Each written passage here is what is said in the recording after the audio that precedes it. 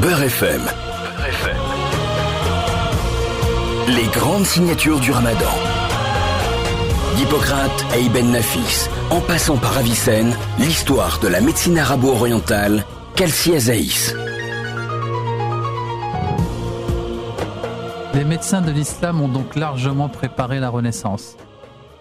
Une des meilleures illustrations de l'apport scientifique original est d'ailleurs fournie par l'analyse du fonctionnement du cerveau élaborée par les grands médecins de l'islam.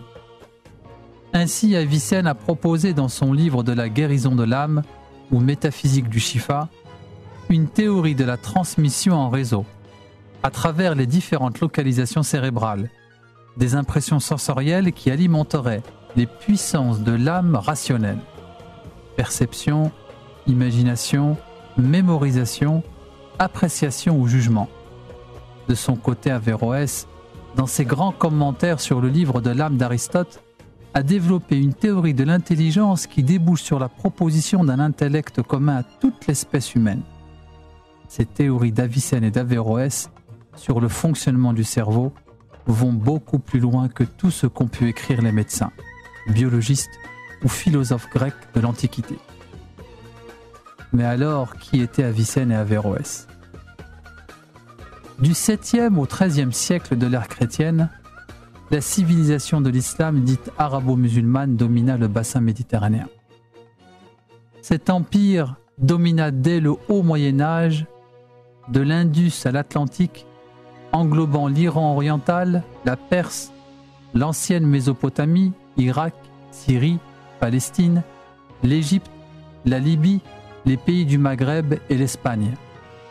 Sur de si grandes étendues, les Arabes purent maintenir leur domination que grâce à deux ciments culturels. Une religion nouvelle qui parle au monde et non aux Arabes uniquement. Une langue commune, l'arabe littéral du Coran, qui ne s'imposa jamais par la force, qui devint à partir du Xe siècle la langue de prédilection, la langue commune, la langue de l'administration et surtout la langue savante des érudits. Théologiens, lettrés, philosophes, juristes et savants. Ceux-ci purent ainsi communiquer entre eux d'un bout à l'autre de ce nouvel empire. C'est au sein de cette nouvelle civilisation très prospère que se forma dès le IXe siècle la médecine arabo-musulmane. Ce système médical s'est développé en plusieurs points. Lors du premier âge d'or de la civilisation musulmane, c'est à l'est, en Iran principalement, que se fit connaître les premiers grands médecins de l'islam. Al-Razi, Rhazès, Al-Majousi, Ali Abbas, Ibn Sina, Avicenne, pour ne citer que les plus importants. C'est dans ce premier âge d'or que naquit Avicenne, médecin, philosophe, astronome, géologue, physicien et chimiste.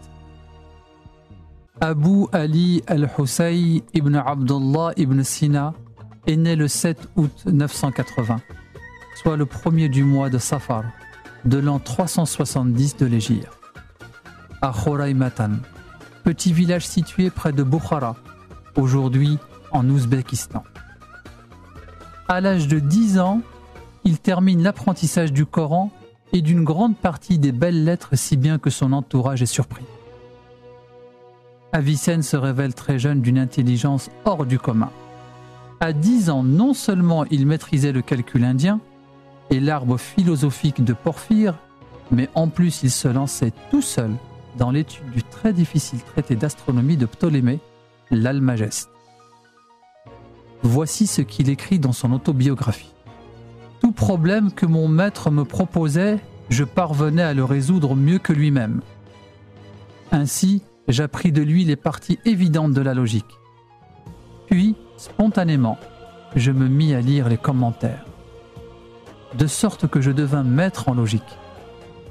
Sous la direction d'Enatili, je lus aussi la géométrie d'Euclide, depuis le début jusqu'à la 5e ou 6e figure. Quant au reste, je parvins à en résoudre personnellement toutes les difficultés. Alors, je passai à l'Almageste. Quelques années plus tard, Avicenne se lançait dans l'étude de la médecine. Beurre FM. Adam, du vivre ensemble.